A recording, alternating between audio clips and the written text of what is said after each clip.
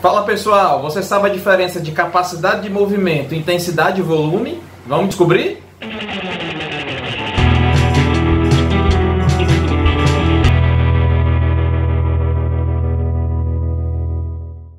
Oi pessoal, meu nome é Jefferson Lima, eu sou sócio proprietário da Fosfin Assessoria, sou treinador de natação há mais de 10 anos. O tema que a gente vai abordar hoje é o princípio do treinamento esportivo, interdependência, volume e intensidade. Então muitas pessoas confundem intensidade, volume e capacidade de movimento, né? Então a gente acredita, né? A gente acredita que todo exercício que tem uma alta demanda de volume, por tabela ele não é intenso. E isso não é verdade. Imagina só você chegar para o maratonista, né? Corrida de rua, assim que ele bate o recorde mundial e você dizer para ele: rapaz, tu não fez muita força, né? Porque é um volume muito grande, 42 quilômetros, então não foi intenso o que você fez. Você foi numa intensidade moderada. Como assim? Né? Como assim? A intensidade, pessoal, ela é relativa para um dado volume, ok?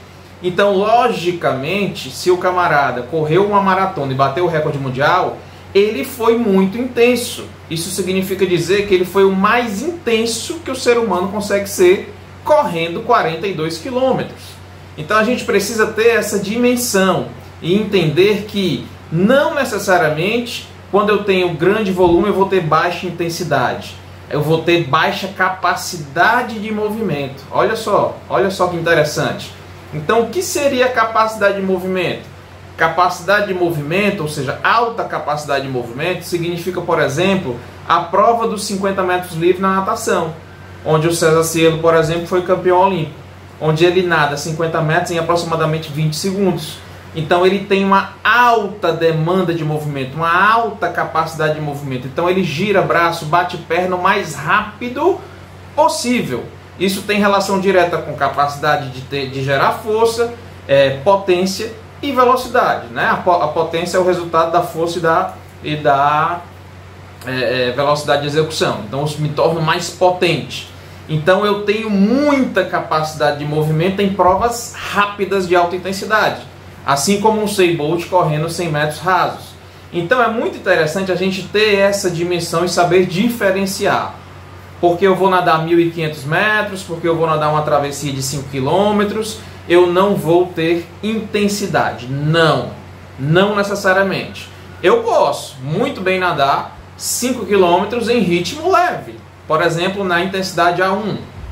Isso sim seria nadar uma quantidade grande de volume com baixa intensidade, ok? Mas eu posso nadar esses mesmos 5 km com muita intensidade, me mantendo ali nos níveis, nas zonas de treinamento, entre A3 e A2, o máximo de tempo possível. Dessa forma, os mesmos 5 km serão extremamente intensos. Então, o que a gente pode dizer com isso?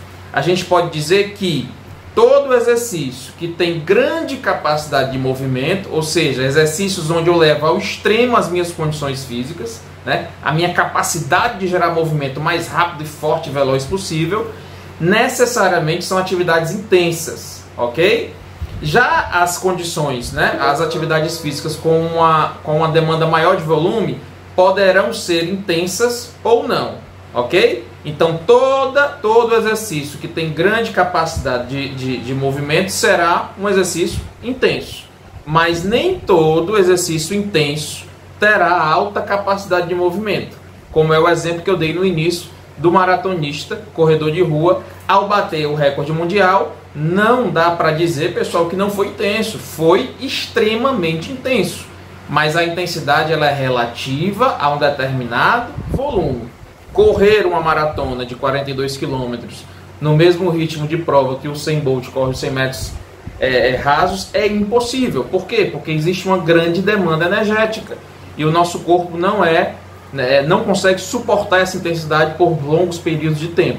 Mas isso não significa dizer que ao bater o recorde mundial da maratona aquilo não foi intenso. Pelo contrário, foi bastante intenso para aquela determinada quantidade de volume, ok? Mas não houve grande capacidade de movimento, como se eu estivesse correndo uma prova de 100 metros rasos em alta intensidade. Então, fazendo uma analogia na natação, Provas com alta capacidade de movimento, provas de 50 metros e 100 metros.